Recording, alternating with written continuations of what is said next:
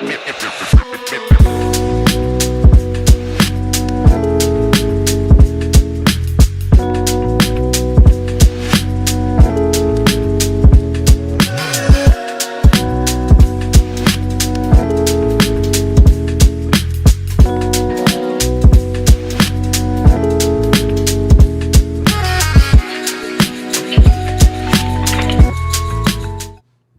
into the DNVR Avalanche Podcast. It's a day off for the Avalanche after that wild Game 1 win, and we figured we'd cover kind of all of our bases, maybe look back at the game some, talk about how we expect this series to not play out, but how teams might adapt going forward. AJ, Eric, Rudo. Big news of the day, Yoel Kiviranta is skating. Jared Bednar officially saying he is close to coming back. I don't know. We don't have to beat around the bush with this. Let's just have you listen to what Jared Bednar had to say this morning about where his team is at. Everybody good? Yeah. Yeah, want to start? Tracy? Sure, I'll start. You mentioned last night that there were a bunch of things that you could do better. What are some of the things that you would like to see improved as you go into game 2 and try to take both here? Well, our forecheck's got to be better, and we got caught underneath the puck a number of times and gave up some odd man rushes. I thought our D did a nice job handling those odd man rushes and limiting their scoring chances, but too many dangerous situations for my liking is the first one. Oh, yeah. Sounds like Drouin's going to skate today or has skated. Yeah. I guess is the recovery, because that injury seems a little different than like a tear or something like that. Is the recovery a little quicker once he gets on the ice or something? We don't know. Yeah, it just depends on how he handles it, how he's feeling. He's feeling pretty good though in the gym. He started to ramp up doing more and more when it comes to his rehab process, but you just never know when you get on the ice, see how he feels. And you also want that wound to heal enough that it's not in jeopardy of busting open again, and that seems to be going good as well. So he's definitely making progress, but I don't have a timeline on him yet. Corey? Two things about Josh. The first thing, so game 1 in Winnipeg, obviously he makes the pass in the middle of the ice. He had the missed coverage. Just sort of the juxtaposition of him going from kind of the goat of game 1 in the first round to kind of the hero in game 1 of this round, given that play that he made when it was 3-0. Yeah, I think so, you know, that's a tough job in the Winnipeg series. Like, some of those mistakes happen throughout the course of a game. They just happen to capitalize on both those opportunities, you know, and so it looks bad for Josh after that game, but we really liked this series. Like, he was an impactful player on the defending side with the physicality that he brings, and as you've seen throughout the course of the season, he's been making a lot of offensive plays too and involved in our offense. But last night, you know, he makes a huge play to keep it at 3. And like, we've been happy with his game on both sides of the puck. I think it's a better year offensively than he's had in quite some time, and yet still, like, on the defensive side of it, he keeps making plays like that at key times, and last night was just another example. So, I mean, Important guy for Anaheim for several years, played a lot of minutes, but yeah. Is that offensive stuff, has he found more of that in the last, I guess maybe even this season, even compared to, like, you know, 2019 or 2020? Or? Yeah, I don't know. For sure, I think this is his best offensive production. But part of that, I think, with Josh is he's healthy.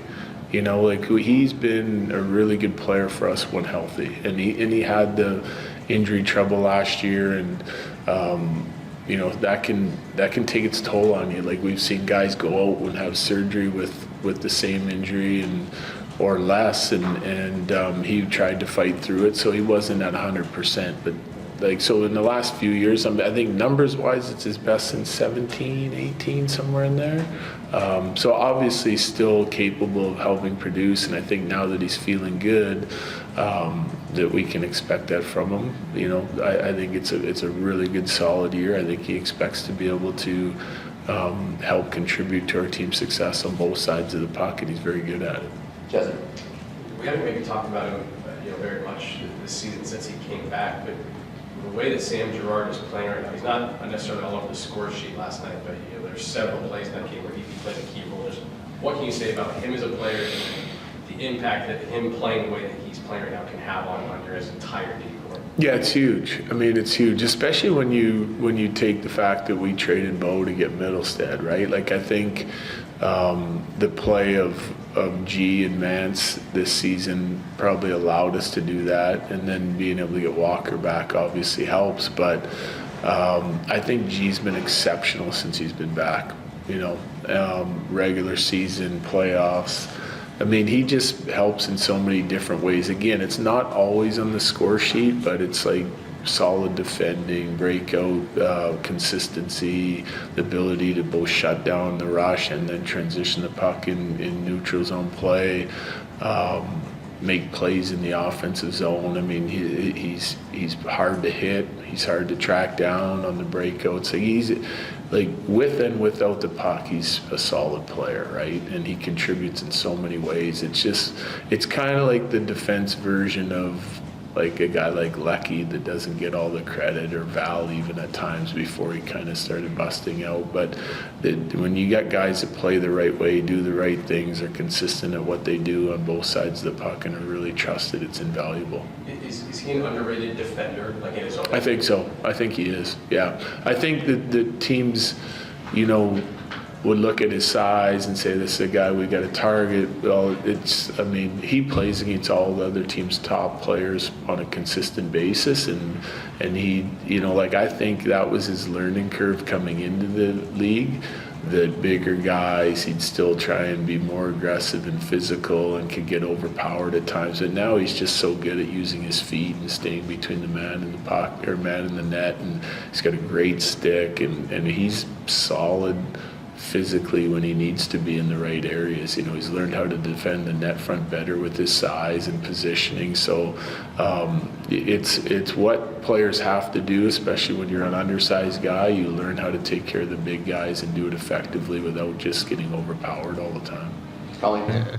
Girl, please. So Bednar covered a lot of ground there. Obviously, chat talking about Druin as well as Kiviranta. This show is about how these teams are going to adapt through this series.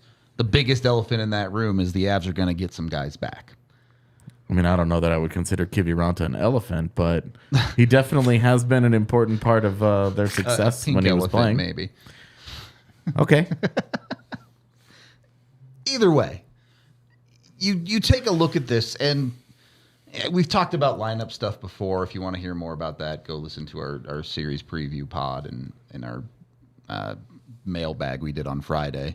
But putting these two guys in the lineup, how much does Dallas have to think about that? Does Dallas really, and with Kiviranta, I'm assuming it's probably pretty minimal. It's a depth guy.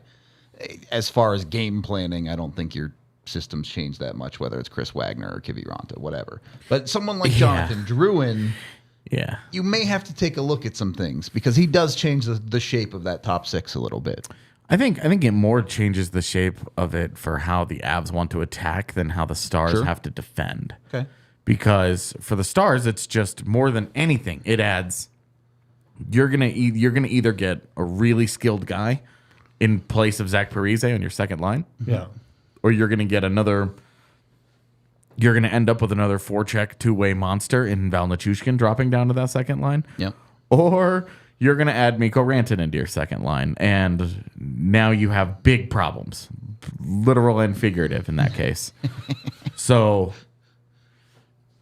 I think it will have a more transformative effect on how the Avs want to attack than how the Stars want to defend, to start with. And then the Stars will have to figure out, the Stars have to find something that works. They didn't really find much that worked last night till overtime, and I'm iffy that they will take, we had 9 good minutes at 5v5, and then we're going to try and use that to build a game plan around. I'm iffy that they will do that. I love that point, because if I'm Dallas, I take a look at the second, third period of that game, and I'm concerned. Hey, our whole plan was to play low event hockey and slow the Avs down. Okay, we did that, and the Avs still smoked us in that style of game. The Avs outdid the Stars at what the Stars wanted to do. Yeah. Colorado was way more comfortable in that environment than the Stars were expecting. Yep. And I wrote this on our roundtable today. There was a lot of talk about the fatigue. Mm-hmm. How is that going to get better? Right. You only get one day off between every game still. It's every other day for the entire series, and then games 3 and 4 back in Denver.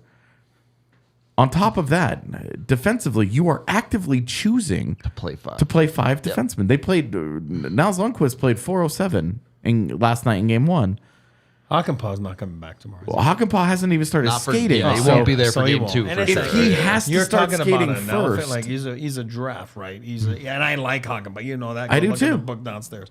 But he probably ways away. If he hasn't practiced, like you're ways away. And if he hasn't practiced and he drops into your lineup, Yeah. are you really just going to throw 18 minutes at him? And Ryan Suter was your second lowest defenseman in time on ice yesterday. He played 22 minutes. Now, I know that's an overtime game, but still, you had 5D over 20 minutes. And one of those guys played 407. There's no trust. His last shift, Niles Lundqvist's last shift, was at 12:45 of the second period in an overtime game. So Pete DeBoer's like, oh, our fatigue really caught up to us.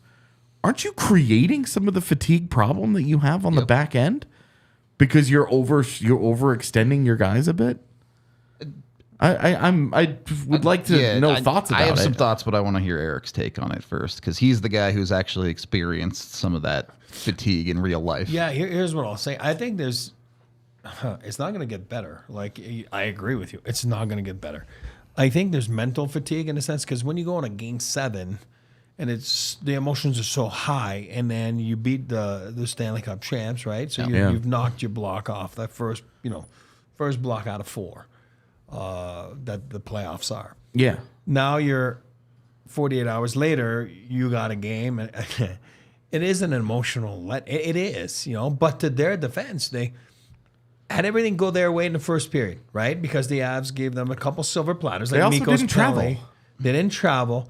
So, you know what I mean? Like, but everything went their way. You know what I mean? Again, absolutely it give did. them credit too because they were fine and they capitalized executed. on what was given to them. Capitalized Yep. and all good. They got greasy. They went to Pizza Hut. They tipped pucks home. They threw pucks on net. They cashed in on their 5-on-3. They cashed in on the other one. So two power play goals. No, just one. Just one. Yeah. Yeah. But what I'm saying is, okay, that's how you want to start like a game, and it's a new series. So emotionally, I think they'll be better next game because Vegas is really out of the way now. You know what I mean? Where there's still lingering effects into, right after game 7, it's 48 hours. So there's a little bit of lingering effects. But you're in a series now, you're down 1-0. Yeah. Yeah, well, we can do it. You went down 2-0 against Vegas at home. Well, I got news for you. You don't want to try that again, right? Go down against this Avs team down 2-0. And I'm not putting the horse in front of the cart, but so their level of desperation becomes a must-win game for them. Yeah. Their level of desperation will be totally different next tomorrow night, which is Thursday night. I mean, somehow the Avs played well, but you can't say that offensively Dallas played well. They had 15 shots on net after 60 minutes of play. Let's just be honest with each other, right? But the Avs, it's not like they had 40. So I mean, there wasn't a lot of room until the Avs turned it on. Like we talked about in the second and third, where they were like, really not there in the first. They were really like on a slippery slope where, like just stupid, playing dumb hockey. But things weren't going well. And then obviously Dallas turned it on, which was surprising in the OT, you know what I mean? And Georgiev was up to the task. But that's where probably Dallas played their best hockey. So it's hard to say they were fatigued. Like actually, by the overtime period, they had legs, and the Avs actually didn't. Right. I mean, so it felt very excusey to me. I think it's more mental, and it's more like the shift of like, okay, we're switching series, and it's so hard to be for 2 weeks talking about one team. They have gold helmets and gold unis, and then next thing you know, it's a freaking blue and burgundy. Or, what I mean? It's totally different, right? And then you gotta merge yourself in that situation, and he's right on 24-hour turnaround. It's hard, you know what I mean? So it is and that's why you do short series. That's why you win short series. That's why it pays off. It pays off. The short series pays off. The point that you make though about they had legs in overtime, I don't want to hear it, dude. I mean, the point is great. No, I don't want to hear from him. I agree. The fatigue in the last series and boo-hoo. And Pete DeBoer did this very successfully when the Avs were up 2-0 on he Vegas. Whined a lot in that series, and it was about officiating. Yep. He cried and cried and cried about officiating. Yeah. And the Avs stopped getting calls for the rest of the series, and the Avs lost that series. And I don't think it was because of officiating. No. It was because they just completely collapsed. Exactly. There were a lot of things that went wrong in that series, but this it felt very familiar to me. Yep. We're starting this early. He's a really good coach, but he's a little whiny for my taste. I wanted to go back to your point on the play of the defense. Yeah. Cale Makar and Miro Heiskanen during the regular season were within a couple seconds of average TOI of each other. Yeah. And I know this is an overtime game, so everyone's minutes numbers are inflated. But Miro Heiskanen in that game, you're talking about being a couple seconds away from playing 30 minutes in this game. Yeah. Makar played a lot. It was more like 28. And we've seen specifically with Cale Makar is a guy who over the last handful of years has learned how to meter himself with that time. We see him pull himself off the power play fairly regularly to not play too much. To my liking. Yeah, I love that. You guys know that. I hate the 2-minute power I think he does it a little quickly for my taste. I know. Sometimes it's like 40 seconds and he's gone, and I'm like, what are you doing? But yeah, anyway. My point being, you have Miro, who's their number one guy, who plays nearly 30 minutes, and he's the guy at the end of the game that gets lit up because there's just nothing left there. Yeah, when you all watch that replay, look where Miles Wood starts. He's 15 feet away from Miro Heiskanen, and Heiskanen turns. Yep. And Miles Wood just chews him up. Miro Heiskanen's not slow. No. But he was out of gas. Yeah, and this is... I guess my curiosity is, how does this get better for Dallas? They're in the same... It's every other day. Yep. They're going to be in altitude in games 3 and 4. Is this just a guy protecting his team and not wanting to hit him too hard after blowing a 3-0 lead? Because it came across that to me. I was like, I get psychologically why he's doing this, but already game 1, like we're already making an excuse instead of just being like, hey, they beat us. We'll get him back. We're still at home. The only way I see it getting better is if he's willing to play Nils Lundqvist more than 4 minutes a night. It's definitely, yeah. I mean, to me, I wrote it in the round table. My thoughts on this exact thing. Yep. I mean, it's a game within the game. I mean, right? It's the games within the game. So he'll say something. He might have said something totally different to his team, and obviously, there's no way they were happy about blowing a 3-goal lead. I mean, I don't know any coach in the world that would be happy about that. But love it. Yeah, love it. Great job, guys. It wasn't again. just blowing the lead, right? It was how it happened. Yeah. They put up 7 shots on goal in 40 minutes of hockey. He kind of folded a little bit out, There was virtually no offense in the rest of that regulation after the first period. Yeah, and some of that you I would get normally there's some score effects, but not that much. They aren't though, because the Avs made that a 3-2 game 9 minutes into the second period. Yep. So you're talking about a 1-goal game for the last half of the game, and Dallas's offense still did very little. That right, and like I can understand those first 10 minutes. They take a couple of penalties too. There's not going to be a lot of offensive generation there. Penalties at the time were 3-0. But you still, so you knew that they were coming. You knew that they were going to try and get it close to evened up, and they don't kill a penalty. They go 0 for 2 on their penalty kill. Yep. Like this is all the excuses coming out of Dallas today. Just blow it out your ass with this. You got beat. Yep. And we went back to Hellebuck last, his presser, like, I'm like, hey, you got beat. You weren't good. Like, I don't care what it was or whatever it is, or you weren't better than the other guy across the hall from you. And that's in a story. And for me, that's what a winner does. Yep. You don't need to dissect, how goals went in. They went in. So if you're Dallas, there's no we're tired. It's like, hey, we didn't get the job done. Now, kudos to the Avs because, again, the Avs have been doing this for, 6 games in a row now?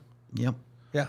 Even game 1, they didn't give a crap. We all know that. Last week, whatever it was, 2 weeks ago. So it's 6 games in a row where they're just pretty good freaking playoff hockey. From a statistical standpoint, I think their worst defensive game was game 5. Yeah, I would say game 5, right? I would agree. I just think from a raw data perspective, I believe it was game 5. I agree. And that's my point. You know what I mean? So it's... you can lay it all out on the table. You can say all the excuses you want. You can, take it away from it takes questions away from how come your PK was, Dog shit. 2, right? Dog shit cost the game, Yeah, I think the second one they scored like 13 seconds. Yeah, into it the was time. almost Like, it was nothing. immediately. Yeah. So, you know what I mean? Like you always hear about, or you go back a few years back with the Vegas San Jose. Remember that penalty, and then they scored 4 goals or whatever. Yeah. Like, and I remember somebody saying like, "Hey, whether it's the right call or the wrong call, Don't we get all scored know it on was a 4 weird call. times. They scored 4 times. It was the wrong call. And I get it. It was the wrong, but just do a better job killing. Shit happens in a game, whether it's referees, whether it's things like that. Do a better job. You know what I mean? You got to look at yourself in the mirror today if you're there PK and say, hey, we got to be better game 2. It's a 1-to-1 comparison, right? Miles Wood takes a terrible penalty after this game gets to 3-2, and the Avs crush it. Huge PK. Yeah. Yeah, they dominate that PK. And Absolutely. then who makes the play at the end of the game? Miles Well, Wood that's what he's like. Okay, you won. gave him a chance to get it back. You know? Georgiev gives up 3 goals on 9 shots in the first period, and you can feel however you feel about it. Yeah. But that's all he gives up. And then 6 saves in overtime, including the big one on Sagan. Yep. What else is there? You got to rise up to the moment and meet it. And last night the Avs did, and then that's why we're in the position that we're in right now at 1-0. Dallas will play better, but so will Colorado. Yep. I'm 100% on that train. If you want more thoughts from AJ and I, and if you want to get Megan's thoughts on some of these topics, we did put out that roundtable AJ was talking about. For our diehards, go check it out on the DNVR.com to get even more introspective stuff on the series.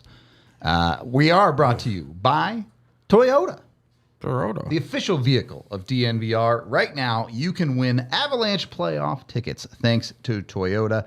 It's the Strive for 16 wins with Toyota's Drive to 16 promotion. 16 of you will win a pair of tickets to an Avs playoff game or an Avs playoff tumbler. Don't miss this opportunity to win your playoff tickets. Check that QR code out on screen or the link in our show's description to sign up today. Toyota, the official vehicle of the Colorado Avalanche and DNVR. Make sure you're getting out to your Front Range Toyota dealerships, including AutoNation Toyota, Rapone Centennial, Corwin Toyota in Boulder, Groove Toyota in Littleton, Mountain States Toyota in Denver, Stevenson Toyota East in Aurora, and Stevenson Toyota West in Lakewood. Again, the official vehicle of the Colorado Avalanche and DNVR.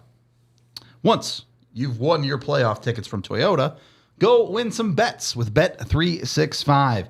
You can get over with Bet365 right now. Use code DNVR365 when you sign up to get not only a bunch of amazing boosts, but you bet $5 on anything, and you can get $150 in bonus bets with a new account. And maybe most importantly, make sure you're staying involved with our giveaway. It's a 6-week-long giveaway with Bet365, where when you participate, you're eligible to win bigger and bigger prizes every single week as long as you participate each week. You can start off by winning things like DNVR merch this week, and the prizes can build up to really cool stuff, including getting to pick someone like Eric Lacroix's brain at an Avs morning skate or something like that. Ooh. So could be a pretty fun time. Hear him complain about Georgiev. You'll probably get some of that. I'm not going to lie to you. It's a fact. That's a push. If you want to enter into this competition, create your new account with the DNVR365 code and deposit at least $10. Take a screenshot of your account with that $10 in it and send it to promo@thednvr.com. For more information, head to thednvr.com/bet365. And of course, when you do gamble with Bet365, you must be 21 or older, physically located in Colorado. And if you or someone you know has a gambling problem, call or text 1-800-GAMBLER today.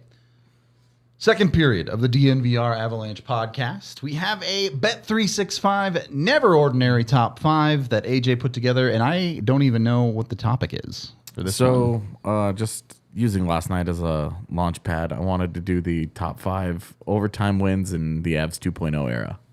Hell yeah. There weren't as many as I thought. There were at least 5. There were. I told Tiff I think the total number of them was 7. So just enough. Just Two enough. of them got scratched. You know, some didn't make the cut, including the one over Calgary. Sorry, in that series, it was kind of they destroyed that game and shouldn't have been in overtime to begin with. So it's not on the list. I know that this isn't your number 1. Game 4. But it would have been funny if you put the number 1 all time as the next one. Oh, that would have been a power move. That would have been a power move. Anyway, let's get into the list. Yeah, so number 5, this was just kind of like the good vibes game. Game 2 against Vegas. Mikko scores on the one-timer on the power play in overtime, which leads immediately to Pete DeBoer whining about officiating. A game that they really shouldn't have had any business winning. Yeah, they played very poorly in and kind of set the tone for the rest of the series where Colorado's power play didn't get enough opportunities to consistently bail them out. Yep. Colorado would go on to blow a 2-0 lead in the third period of Game 3, where they were about 7 minutes away from taking a 3-0 series lead. Yep. Before all of that terrible stuff happened, The that vibes game were happened. great after Game 2, yeah. After Game 2, it was a lot of fun. That was just kind of a good vibes game. It was a loud building. It was so exciting. They moved to 6-0 in the playoffs after that one. It all felt really, really good before it came crashing down. So not great. All right. Yeah. There are better ones on this list, I hope. There are better ones on this list. Number 4. What is number 4? This was Gabe Landeskog sending the series to Game 7 in San Jose, the overtime winner, the rebound in front. And underrated call, by the way. It's a great call. I hear it a lot in my brain when I think about Gabe. Yep. So, it was honestly weird, Landy, like remembering and how happy he was and that he was on the team and then we all know what he did in Game 7. Yeah, I was gonna say we didn't know what he was going to be involved in Game 7, so not great. But that was I don't know, that was the first one. Because when they were down 3-2 to San Jose in that series, that was a really veteran San Jose team. Yep. They were in the last throes of that group, that core. And when the Avs won that game, that was the first time I really, truly started to think they might have something here. This team's core could do something. Yeah, like these guys are just, there's some grit, there's some moxie. And that was the first game that I really started to be, I wanted to ask Eric about this because he was still with Calgary at the time. They went up against Landy and the Avs in that first round. What's it like being on the other end of facing someone like Gabe Landeskog? We talk all the time about the impact he has on the Avs. How much does he affect the game when you're going up against that guy? Yeah, I mean, I wish I could find those notes, like I found some notes since I was giving you guys, but I wish I could find notes because on the pro side of my job, was talking to Billy Peters, right, the coach at the time, and, because I followed the Avs the last 2 weeks, probably, this is probably going to be the team, face. And so that's where it kind of shifts a little bit on pre-scouting, right? So, and I remember, like, talking to Billy on Zoom or whatever it was, or wasn't live. Yeah, it was Zoom, like, the engine is number 92. That's what he is. That's what he is to that team. Yeah, but what about McKinnon? No, the engine is number 92. You know what I mean? And that's, at that time, if you look back, that's exactly what Gabe is. He is the engine to your freaking Ferrari. You know what I mean? Like, Nate might be the gas pedal or whatever it is. I'm not a car guy. Right? I can talk food, but what I mean? I'm saying kills the gearbox for sure. Yeah, exactly. You see what I'm saying? Like, but Gabe's your engine. Gabe was the engine of that team. You know what I mean? And again, I remember him asking about Makar, but I was like, how good can a guy be? He's in college. I'm like, I don't know. I haven't really watched. You were about to find out. He's pretty good. I heard he's pretty good. I mean, I don't think anyone realized he was that good, or not even the Avs that he was going to be that good. Like, that series, like unprecedented what he did. Yeah, it's coming out of college in the middle of a second round or first round playoff series in Game 3. Just dropping in four and being shifts that to good, score an NHL goal, and being that good, that impactful, and you go and that's unprecedented. But I'm not bashing Billy for that. I'm saying, but right away, you're like, really, this college kid's going to make a difference? I don't know, and I'm like, I don't know. I wasn't shying away from it. I didn't say yes or no. I'm like, I don't know. I've seen him play a few times. I don't know how he's going to be in the NHL. Like how it's gone with Nikolai Kovalenko. Much more normal. Much more normal. Much more normal. No offense to him, right? Of course. He's just not an alien. But that's what Gabe was, right? Gabe is he's your guy. He's your engine. And it's an emotional, you know, the Viking description, and, you know, like Gabe brings it all, right? You know, if he's got to go wall, then he goes wall, right? Now, if he's got to go freaking score a big power play goal, he scores a big power play goal. If he's got to, You remember that at the start of the 22 season against St. Louis? Shen. And and it was revenge for the Kadri hit on Justin Falk. Not and advocating for violence here, but and, we're well, just and, saying. and you know. Shen wanted it, and Landy said, "I'm the captain. I'll give it to you. Yeah. You want that smoke?" And he gave all the smoke he could handle. or whatever. Yeah, I mean, Oh like, yeah, I mean, Yeah. bullying Matthias Ekholm that one time was. Gabe's a bully. delightful. I mean, I don't care It what was- people say. Gabe's a bully, and I was love it. tons of fun. I mean, in a good way, right? Yeah, Not in a yeah, bad, of like, course. you know, school way. I'm saying, but Gabe will bulldoze you. Like Yeah. he will, and there's no like second guessing, and that's what they're missing, obviously, and they've learned to overcome that the last couple of years, right? You know, that doesn't mean you don't miss it, or that doesn't mean you don't, you know. That fight with Shen in 22 set the tone for that Avs team, saying we're done being bullied. You're not pushing us around anymore. Yeah. For my money, they haven't been. Agreed. They haven't been regularly bullied, pushed around since then. The Seattle series, there are 700,000 mitigating circumstances that went into why that series played out the way that it did. I don't think bullying was one of I them. would not say they were bullied. No. And that's why you knew at 18 or whatever it was when he came in that this is your captain. I mean, did we name him a little early? Yeah, we've talked about that probably, you know, but you knew that you're going to help him out along the way, and people were going to help him out, and, you know, people from the franchise. Honestly, and, I don't really have a problem with how early. no, they named him we captain. didn't have a problem. Like, I'm saying the pushback we got, you know what I mean? Like, oh my God, you know, it's not, you know. Again, the situation we were in, it was... certainly in hindsight, it was the right decision. It was the right There's no doubt decision. Yeah. You know, I mean, thing. they're saying Matt Duchene was mad and all that kind of stuff. Ryan was mad. And first of all, Ryan was holding out at that time, was not even here. So when Gabe... Hard to name and that again, guy and Ryan, we've had that conversation. He was a lot more I've mad talked about to Ryan money about at the that, yeah. time. You know, so it's, Yeah. I mean, and again, if you looked at Ryan, which they were good buddies, those two. If you looked at Ryan and say, like, Gabe's going to be the captain, like, I don't think he would have cared. You know what I mean? Like, and again, he didn't care because by the time he came back, Landy was already captain. was, but, yeah. But and then Ryan did his thing in St. Louis and wherever he was. I don't think he was captain in Buffalo, but I think he ended up being in St. Louis, right? You know, so Ryan's always been captain material. This, you know what? You know, as soon as they walk in the ball arena or whatever it's called back then at the time, you know what they're going to be. You know, we got something special here. You know, when you're talking about leadership and all that stuff. So it was never a doubt with Gabe, right? So, And that's why when he scored that goal to send him to that game 7, Yeah. it felt like this fits. Yep. yeah, Perfect. it does. Gabe getting it is. Yep. Numero 3. Yeah, number 3. And somebody was just sorry. Last night. They were talking about Stastny, like, sorry, going back to It's fine.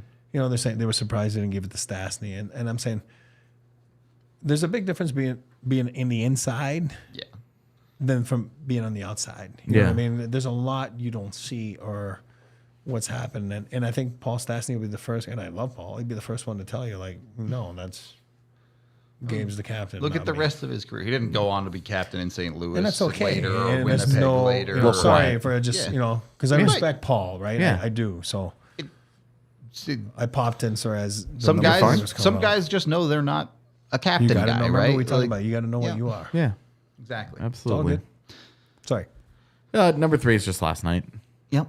It was, I think this is a little higher on the list. It's a little lower in general importance because it's a game 1. Sure. But it's higher on the list because they were down 3-0. Yep. A 3-goal comeback. You're down 3-0 after the first period. It could have been 4 were it not for Josh Manson.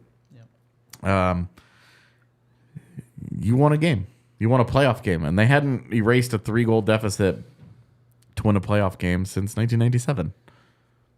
Pretty sick. It's So, you know, it's not something that happens all the time. it's the unusual heroes too, right? You know, Nathan McKinnon scores an overtime playoff goal. Yeah, well, he does that. Mikko Rantanen scores an overtime playoff goal. Yeah, well, he Gabe does that. Landeskog Yeah, sends well, him to a he game does 7. that. You're like, Miles this fits. Wood does that, and you go, oh, he doesn't usually do that. Yeah. I mean, that to show you that you don't really happens a lot, like you just said. Like last time was 97, and whoa, was on that team, and I don't friggin' remember. So I imagine that. So it doesn't happen a lot. Like you were on a team that scored 6 goals a handful of times. So No, but I'm just. I can understand like you just being told like, me yesterday, like down by 3, and you know what I mean. Yep. Scored 6 unanswered. I mean, you know, I don't remember, but maybe that's showing my age right now. But it doesn't happen a lot. Yeah, so it's for sure. pretty special what you saw last night. So I agree with what you put at 3 there. You know, with icing on the cake from Miles Wood. That's awesome. Yeah. I know not on this list, but for Avs 1.0, obviously a little bit bigger winning a Stanley Cup, but yeah. the guy's like a Yui Krupp scoring an overtime I mean, goal. wasn't it Sandis Ozolinsh in double overtime against Chicago, and Yep. which was a war of a series, Yeah. Buddy, and that was a huge goal. huge. Those ones are, you remember the specifics a little bit more as compared to like, oh, well, Chris Drury's just clutch as hell and he scores overtime goals all the time. Chris Drury just doing what Chris Drury does. Right. You're like, you don't think of like one specific goal for that guy Yeah. the way you might with this one with Miles Wood. But the Ozolinsh one, I think that's the game that Denmark got a 5 in a game, and I think Chicago tied it up, and Deddy never took his gear off. Like he just was sitting in the locker room, just couldn't breathe until the guys came back, and he wasn't even watching.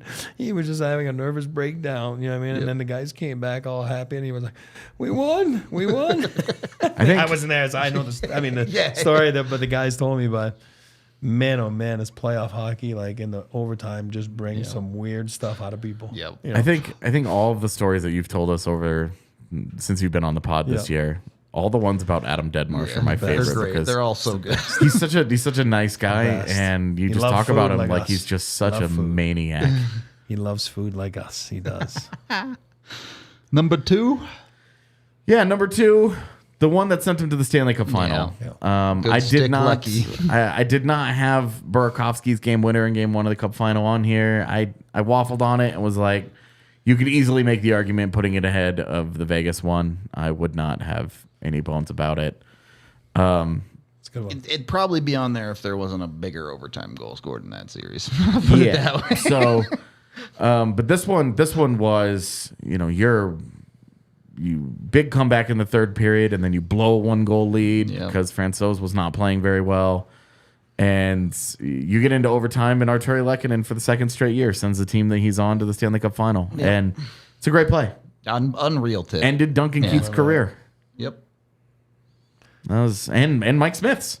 True. That played. That's Really true. never played, yeah. Yeah, sent both Duncan Keith and Mike Smith into the ether. So, Yeah. bye guys. And that was I remember you and I were just Yeah. Blacked out. we were so excited because it was just like it's the cup final. Like It's huge. it's just a different, like, you're winning rounds and it's okay, to go cool. to the finals is huge. But to go to the Stanley Cup final, there's a reason that they have a separate media day Yeah. leading up to the finals. It's an event. It's something that 2 out of 30 teams, 31 at the time, two teams a year get to do this.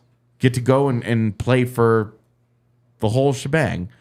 You spend all year working for it, and then that's where you get to. And it was such a huge thing, and it was a sweep of Edmonton. It was a dispatching of McDavid and Draisaitl, and you did it with your backup goaltender, and it was Arturi Lehkonen, a deadline guy. It kind of in a similar vein to what I was talking about with Miles Wood. You might remember Miles Wood for that playoff overtime goal. And you'll get a couple of years to think back, hey, remember that time Miles Wood scored that goal? It'd be cool. With Lecky, every time he scores a goal, somebody says, good stick Lecky. Every time. Yeah, if you guys could also go and tweet at D-Line and just tweet at him, good stick Lecky. Don't say anything else. That's it. Just say good stick Lecky. Make sure that he understands that we would like a good stick Lecky shirt to be made. There you go. That's all I'm saying. Just try and bully D-Line into giving us the Lecky shirt that we deserve.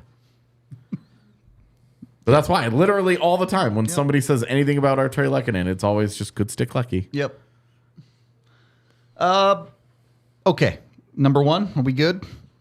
Yeah, Number 1. Come on. We all know which one this is. But Yeah, number 1, the goal that none of us knew went in. Yeah. Sorry. I remember being on the watch along and being like, wow, that's a Like, great, how did he save Yeah, we were like, that? that's a great save by Vasilevsky. And then all of a sudden, mayhem. Yeah. Absolute mayhem unfolded in the bar because we were like, oh my God, they won. And then they were reviewing it. And so everybody's like, and then, because, that's just, you win that game, you're up 3-1. Yep. You're up 3-1, and you're like, the chances of us winning the Stanley Cup are now very high. They are very high. And, oh my God, it was such a weird, because of the delayed reaction and then the review and everything that went into it. It was... It was intense. It was wild. Yeah. The review on the Lecky goal, too. We were all like, is it a high stick? Because we were just like, Never know. Yeah. And it was close. It was with really, Lecky. really It was close. The That's how- Kadri one was more of just a slow realization of, oh, no, that is in the net. That's a goal. Yeah. But we'll always remember Bowen Byram as the guy skating down at the ice. And I don't remember. I think it was Stamkos that popped it out of the net. Just kind of tried to shove it yeah, out of there. He like, boop, pops it out and then moves it away. And he's like, it's not in the net. It's not in the net. This game's not over, guys. And awesome. Just an awesome memory. And for it to be Nazem Kadri with the postseason he had and coming back with a broken thumb, he couldn't even shoot. And it was always just such a thing. Oh, he can't even shoot. And then all the hilarious... Pretty good shot, yeah. All the hilarious... John Cooper whining about everything under the well, sun. Because that was the game after where there was the too many men, and he was like, "I'm not even going to talk about it right now. I think you guys will go back and review the footage. Yeah, you guys can go watch the video and you'll see it for yourself." And then the next day, he comes out and they're like, "So, how do you feel about the last night?" And he goes, after I've had a night to sleep on it, he was like, wasn't that big of a deal, but you can't convince Bolts Jolts of that. That guy will die on the hill. Why are you of giving having this been guy wronged. airtime? Don't give this guy airtime. That's it. Well, I mean, he's the avatar for wronged Lightning fans. And it was just it was such a great moment because it felt like, oh my God, they're going to win the cup. They're going to win the cup. Yep. And then obviously they had to get the thing done. Took an extra and game, it was but yeah. still a war to get there. But so much easier when you only have to win one and not two more. Yep. And that was just such a great moment. And it being Kadri and everything that he went through that playoff run was great. So those are the 2.0 OT winners, and maybe this run will provide us a couple more. There could be more. Hopefully I'd rather win them all before overtime for my heart, but sometimes you can't always get what you want. That was our Bet365 Never Ordinary Top 5. A fun list. I had a couple other ideas that I have in the bag here we'll use later in the playoffs, maybe. Perfect. Too. I was just trying to make it timely. There you go. It was super timely, for sure. Thanks, Miles. Good wood. If you are experiencing a playoff overtime, you might need to chill. So go grab yourself a Coors Light. Go to CoorsLight.com/DNVR to get Instacart delivered to your front door today. Whatever the situation, Coors Light is made to chill. The mountains turn blue. You crack one open, you sit back in your chair, you relax and have a beer. Enjoying yourself, whether it be watching an Avs game or just chilling on a weekend, going out for a picnic, whatever it might be, hanging out at the bar, you name it. Coors Light has you covered. So go get yourself some today. If you don't want to get it delivered, you can get it in pretty much any liquor store in the country at this point. Coors is brewed right here in Colorado in Golden, so please party responsibly. Coors Brewing Company. Again, CoorsLight.com/DNVR to let them know we sent you over there. And once you got a Coors Light in your hand and you're chilling, make sure you're going over to Red Hawk Roofing to make sure your house is in good condition. Red Hawk Roofing, the best part about this is if you're a worrier like my wife is, who's like constantly concerned about I thought stuff. you said warrior. I was like, what? She's not a warrior? Worrier. A warrior. Warrior. Yeah, okay. Worry ward. Anything goes wrong, big worrier. Red Hawk Roofing will come out and give a free inspection of your roof. They'll come out there, they'll take pictures, they'll show you what's going on. Hopefully everything's good. They might just come down and be like, here's the pictures, your shingles look great. Then you know. You don't have to think about it anymore. If there are problems, they'll let you know, so you actually have an idea of what's going on, too. Seems like an ideal outcome. Yeah. Shingles look great. Bye. They'll also tell you what's wrong, if there is something wrong, all completely for free. That inspection costs you nothing. And if there is something wrong, they can get you all fixed up. They're the best roofers here in Colorado, local company too, and they're even available 24/7 if something crazy does happen. So go on over to redhawkroofing.com today and at very least get yourself that inspection. Third period of the DNVR Avalanche podcast. We can't play video on these live pods, unfortunately, but we do have the next best thing with a couple of images to break down from last night's game. Yeah, a handful of stills that I just thought were noteworthy. Yep. So they're numbered for TIFF, which is a good thing because I don't remember them. Great. So this is the sequence that kind of leads to the breakout that ends the game. But this is Ross Colton separates this guy from the puck. Creates chaos a bit. Good job by Ross, and you see all the coverage is perfect. And this is he gets an assist on this. It's just a good play by Sam Girard. It's a good play. He doesn't panic in this situation. Gets a stick on the puck and just moves it around. There's nothing amazing about this.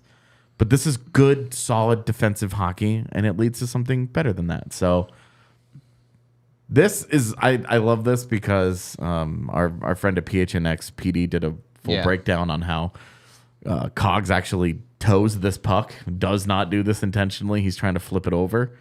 But it comes off the toe of his stick and just ends up being perfect. Pass. Yeah. Ends up being perfect. But look at this. You can't see all of the ice, but I liked this angle of it because the camera angle, the TV angle was so bad that you couldn't even see Cogs at all. Yeah. But this is great because again, middle of the ice. That's where the Avs like to attack. That's where they attack with speed, and Cogs gets the puck there, intentionally or not, doesn't really matter. And it's a great play by Cogs. Yep. So that's all I liked. I just there's nothing again, not a ton about this. This is where I think this gets interesting because this is we were talking about how did Ottinger get beat so badly? This is where he is in the net. Most of that net is not covered, and I get that Wood is on the far side or the near side, right? Here, but look where Ottinger's body is. There's one thing about like, I'm gonna try and stop the short side. I'm gonna make sure he doesn't beat me there. Yep. Heiskanen is coming in at such an angle that I don't think he's gonna be able to cut hard across when he's coming this fast. The one thing that Wood does is the thing that neither one of those guys were ready for at all. Yeah, they're thinking this is Miles Wood. He's not gonna be good enough to do this. We're gonna be able to stop this from happening. Look where he is, though. Jake Ottinger, look where he is. Half of his body is outside of the post. It's not great. It's not great. And so when we were talking about how does he get beat so badly, it starts with this. Yeah. He's covering the G in Geico. Yeah. The next part of this is Eric's favorite word, too. I wouldn't say it was a great push for Ottinger coming back across. Well, before we get there, though, I wanted this. The reason I put this in here. Look where Heiskanen's stick is. That's right on Miles Wood's stick, and he's able to get through it. And he hits the stick. You watch. I watched this in slow motion 1,000 times. He hits the stick, and Wood just powers through it. And that is a puck that is on edge the entire time that this little sequence with Heiskanen is happening. It is on edge, and he powers through Miro Heiskanen's stick because Heiskanen does everything right in his recovery. He gets torched in the skating portion of this. Yep. But when he's recovering, he gets out. He doesn't commit a penalty. He doesn't hook him. He doesn't hold him. And he gets stick on stick. It's not just a flail. He gets it just the way that you would want to. And Wood just right on through. Yep. Yeah. I like that part, and I just thought that was a notable part of it because he skates through that. And then look, this is right after he releases the puck. It's a little black blur here. You can see it. Where the hell is Jake Ottinger? Well, look at his skates where they are. For me, I mean, he's in the back of the net. Yeah. So you got that pressure. right skate. Yeah. Obviously the left one, he's lifting it up. But there's no way you should let a player. And again, I'm going to bash Miles Wood here, but I love him. You guys know that. Like, this is not David Pastrnak. That's Miles Wood. He has 9 goals this season. So you have to know who it is. And by the way, Heiskanen was right there. obviously it's a different angle, but from the other angle, he can't go left. So he's either going 5-hole or he's going far side. Yeah. It's very simple. So you just charge at him with the paddle down and you're covering the it's not David Pastrnak. So again, I think that it's a tough play by Ottinger right there. It's a tough look. You got to come up and, again, Georgiev makes the big saves on the other side, right? Yep. And then this one, again, it's kudos to Miles Wood. Like he skates. He makes the play. Heiskanen, that's a freaking elite skater. But Woody's an elite skater too. So it's a dogfight race, and Woody makes freaking something out of a flip. You know what I mean? Yeah. Which was, you can't go to sleep for half a second, right? You just can't. Stars were dominating That's up it. to that point. And it just, boom, they flipped it out, and then he goes. So it's awesome. Like immediately before that, I was like, they're going to lose this game. If they don't turn this around, they are losing this game. And then Cox flips it out and Wood does the rest. But I think what was interesting, because when he scored it, we were like, once the freaking out stopped, it was like he went 5-hole. He had to go 5-hole on him, right? Because that's the move that you make in that situation. You go open up. You exactly. You get your goalie moving side to side. He opens the 5-hole because he's pushing. And you slip the puck in there, and instead he goes all the way around him, and it is not even close. No. He's allowed to go all the way there because he's in the back of the net and he's on the Geico, right? Well, and he's on the Geico and he can't push because it's not even. So he's screwed. Yep. Like his heart probably sank. Like, I played this wrong. Tiff, can you pull up the last one? So he sticks that left leg out and just goes, you have no hope. Oh no. Look where his right skate is. That's not where you push. You're not going side to side there. He's already beat. I mean, he's obviously the puck is on the way into the net. But just positionally, he was beat. Yeah, he didn't even give himself a chance to make that play. I know that there's been a lot of he wasn't expecting Wood to make that move or this or that. I mean, why? Miles Wood's still an NHL player. Yeah, but also know your personnel. Miles Wood makes that move all the time. Miles Wood has successfully just fired home one breakaway this year, and it was against New Jersey. His buddy. He knew he could just pick that goalie spot. I'm gonna just pick this spot and it's gonna be good. But how many times have you watched him slam that right into a pad? Exactly. He tries to cut across a lot and does not succeed a lot. Yep. And Ottinger doesn't even come close. Yep. And that was the part that I tweeted about where I was like, what's he doing? Yep. It's so bad. He gets beaten so badly here. Yeah, agree. It's like when Pastrnak scores on Samsonov there. Okay, first of all, that's David Pastrnak. Second of all, you're looking at the guys in front of him going, how do you let this happen? And nowhere near the amount of space. Samsonov comes much closer to making that save than Jake Ottinger did. Jake Ottinger gets, as badly as Miro Heiskanen gets beaten here, he at least gives his goalie a chance because he does cut off. Okay, I have reduced him. He's not in the middle of the ice. He can only do a couple of things here. This is not like a clean breakaway where he can do a whole lot of stuff. And he forces Wood to actually power through a stick check there. He makes him make a play, and Jake Ottinger doesn't do anything. No help. It's no help. It's something you've talked about before. When we've talked about the clutch conversation, and I don't want to get into the actual clutch conversation. I want to talk about the way you talk about Lest it. I be called a narcissistic millennial again. But the part of it I want to talk about is we both agree, regardless of how you feel about clutch, there are absolutely people that shrink from the moments. Yeah. 100%. It felt like Jake Ottinger shrunk from that moment. Man, well, and he was really bad in Game 1 against Vegas. He was really, he was not good last night either, for my money. But same. But my point is, notably on that goal. To make that play, to become the hero, it's not like Miles necessarily had to do something unbelievable and make this ungodly play. Not to take anything away from his speed and beating Heiskanen and all that, but he just had to not blink first. Yeah, and Ottinger blinked first. So I agree. I appreciate Blunk. Artosis would too. Yeah, is Miles Wood a stalker? Yeah.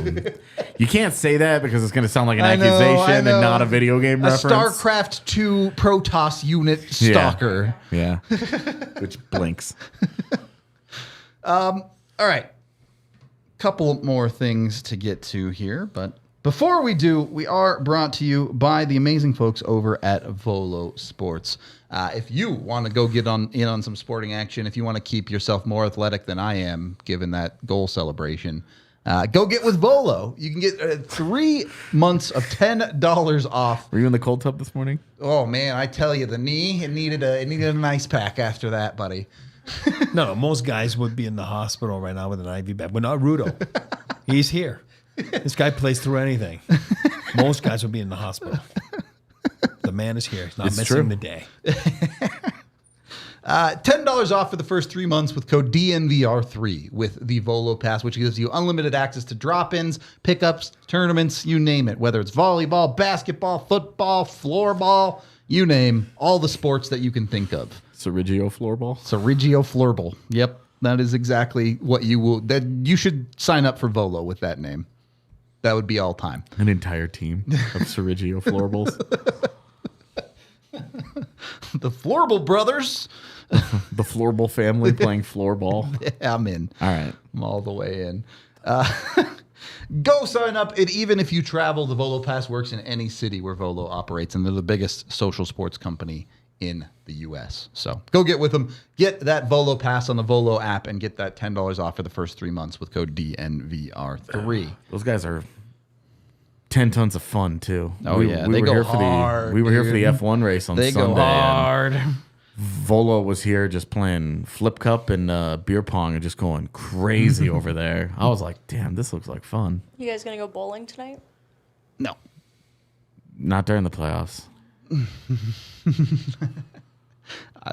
All right.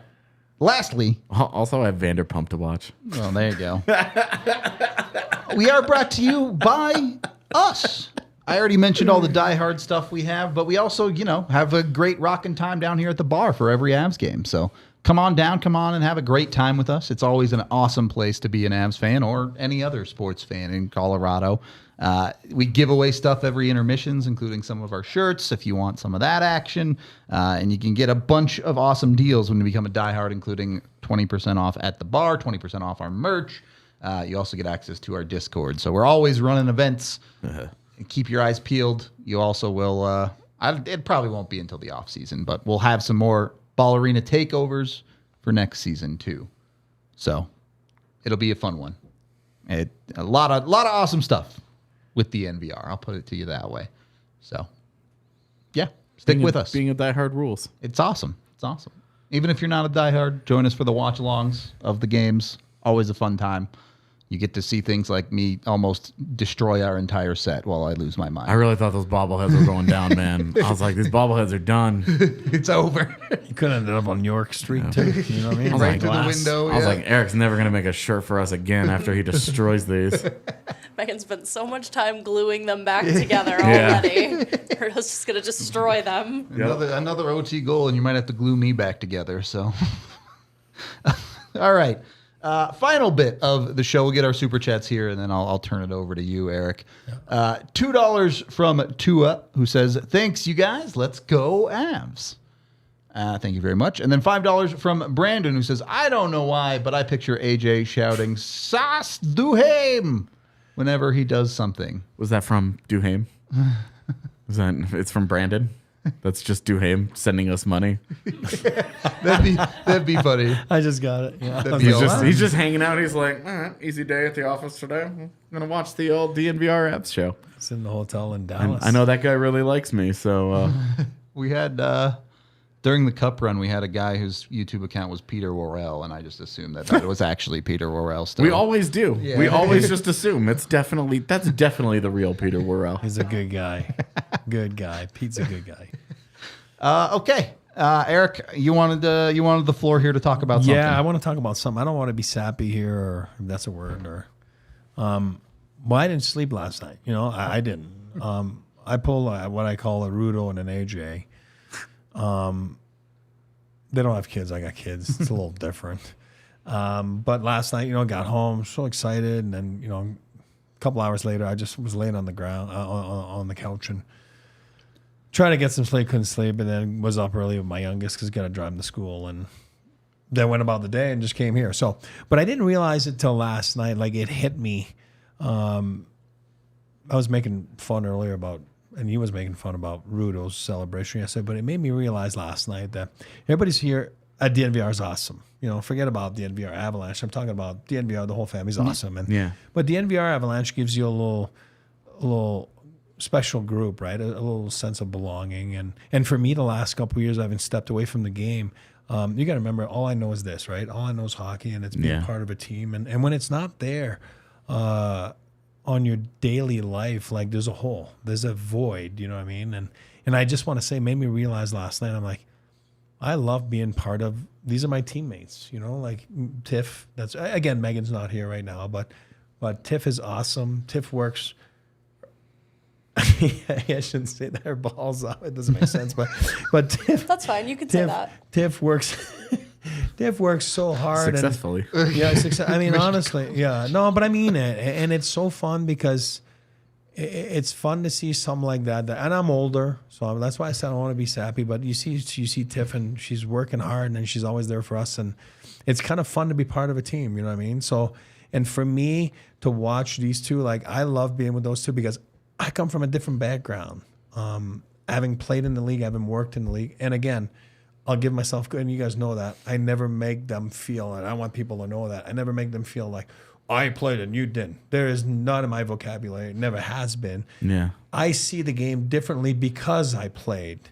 You see the game, and you see the game differently because you look at it in a different way. But last night made me realize, I was like, I never realized, because I've never been part of something like this. I've always been part of a team, but this is my team now, which is awesome because seeing Rudo go bananas last night, it's not faked. It wasn't planned. It's not like, oh my God, if they score, I'm going to go fucking ape shit and go backwards on the couch and almost pull my groin and be out 3 weeks. And, you know, no, it came from the heart. It came from, and it's so fun to watch hockey with, especially the three of them. And Tiff's being, you know, getting so much better at learning hockey. Obviously, Tiff doesn't come from a hockey background, but she does everything to make herself knowledgeable on the thing. And I'm not being sappy. I mean it. You know, I just... You're being a little sappy. No, I'm not. It's kind of sappy. No, I'm sappy.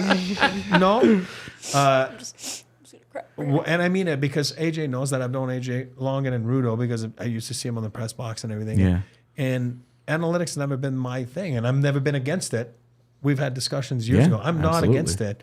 But I've gotten so much better this year just by being with those two. And I mean that. And I'm saying that to the camera because those two are knowledgeable and they know their shit. And I look at the game so much differently, better, and it's made me better at being a hockey fan because we're all fans. I don't care if you're Chris McFarland or I wouldn't be Rudo. here if I wasn't. That's what I'm saying, or Rudo or anyone on chat right now or Tiff. Like, literally none of us would be here right now. We're all fans, right? You know what I mean? And then some can touch it a little more, i.e. Chris and Joe and, you know what I mean, and Bednar, but I never realized how much it can be. No, I know sappy isn't bad.